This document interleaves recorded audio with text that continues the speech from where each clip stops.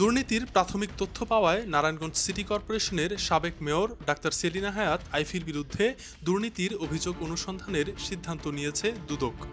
12 September দুদকের প্রধান কার্যালয় থেকে এ বিষয়ে সিদ্ধান্ত নেওয়া হয়েছে। জাগো নিউজের এক প্রতিবেদনে এসব তথ্য জানা গেছে। প্রতিবেদন অনুযায়ী জাগো নিউজকে দুদকের উপপরিচালক মোহাম্মদ আক্তারুল ইসলাম বিষয়টি নিশ্চিত করেছেন। দুদকের গোয়েন্দা ইউনিটের অনুসন্ধানে প্রাথমিক সত্যতা পাওয়ার পর তাদের বিরুদ্ধে প্রকাশ্যে অনুসন্ধানের সিদ্ধান্ত নেওয়া হয়েছে। অভিযোগ রয়েছে আইভীর ব্যক্তিগত সহকারী আবুল হোসেন ক্ষমতার অপব্যবহার ও ভয়ভীতি প্রদর্শন করে সিএনজি অটোরিকশা থেকে চাঁদাবাজি করে কোটি কোটি টাকা হাতিয়ে নিয়েছেন। তার নিজের নামে নারায়ণগঞ্জ মহানগরে 4-5টি ফ্ল্যাট রয়েছে।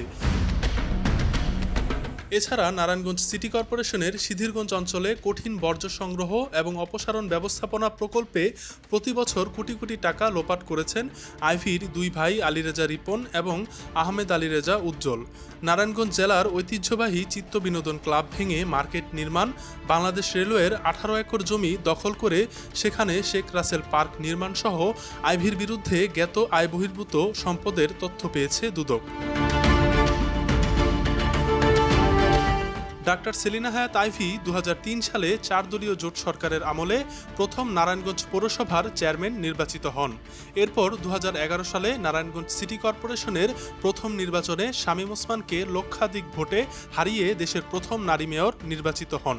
2016 ও 2022 সালে তিনি ফের নারায়ণগঞ্জ সিটি কর্পোরেশনের মেয়র নির্বাচিত হন।